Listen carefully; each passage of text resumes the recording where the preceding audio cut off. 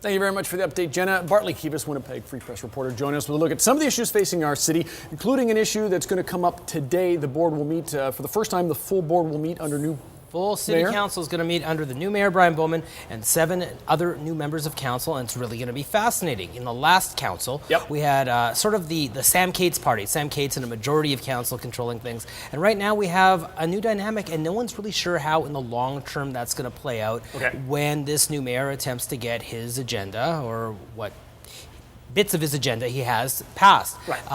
Right up this morning is the issue of severance payments, which late in the campaign, in response to media reports, the mayor made a commitment to, I'm going to get rid of these severance payments.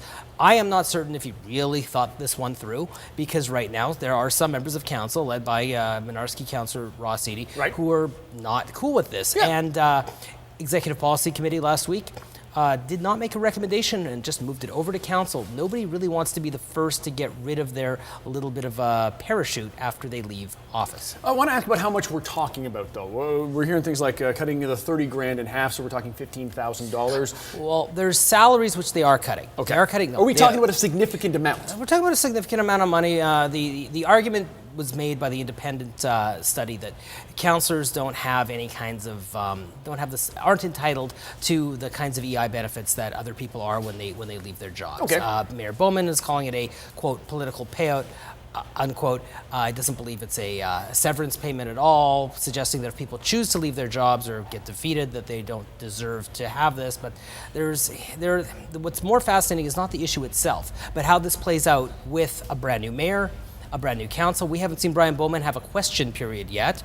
Will softball him in his first meeting? It's holidays are coming up. Nobody wants to be seen to be the jerk who's already jumping on the new mayor. So it's really kind of a test to see what kind of decorum is going to exist in the new council, because the last council wasn't always the most pleasant place. It was way more pleasant than 2 councils ago, which had a lot of sniping. So there may not be fireworks early on, but this could kind of set the tone for what we see during this time. It will be interesting to see what random things come up in that little 20-minute piece of heaven called question period. Oh, you love it, don't you? I love it. I won't even be there today, though. That's sad. Well, you can pick it up online. Okay, let's talk about the police board then, because a lot of Winnipeggers thought we had a significant change when it came to missing and murdered Aboriginal women. Yeah, missing and murdered Indigenous women. The police board last week told the Winnipeg Police Service to strengthen its activities related to solving these crimes. And Winnipeg Police Chief Devon Clunas said, yes, thank you very much for that. And then he walked out of the meeting and said, actually, we solve those crimes as best we can right now. What we really need to do is have a discussion about historic inequality and what, my words, not his, is effectively white privilege. And we need to all consider what our affluence in the city and where that comes from in respect to the historic relations between Indigenous Canadians and other Canadians. That's a huge thing to say, but it's almost like the police board said one thing, the chief said, yes, thank you, and then he walked out of that meeting and said something else. And a lot of people think, yes, we're going to toughen things up, but to many members of the Winnipeg Police Service, it's offensive to suggest that they're not trying to solve homicides. Granted, everybody knows what happened with the Harper case and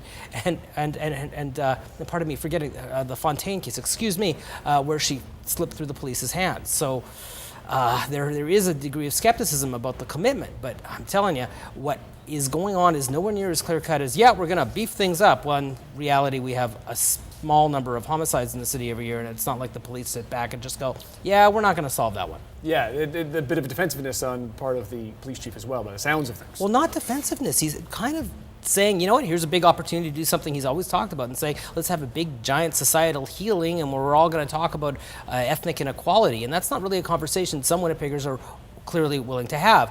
Whenever I write a story that has anything to do with the ethnic divide in this city, my email inbox fills up with weird messages from racists. So I can tell you, this is a really interesting thing the chief is embarking on. It's a debate that polarizes people and makes a lot of people very, very uncomfortable, which is why they probably turn to their emails. And maybe we need, and the point is, maybe we need as a city to have an uncomfortable debate. It's a great example of it. All right, if you want to find Bartley, you'll find him online, and all the links through breakfasttelevision.ca. Always a pleasure, buddy. Thank you. Going to take a break. There's plenty still to come on BT.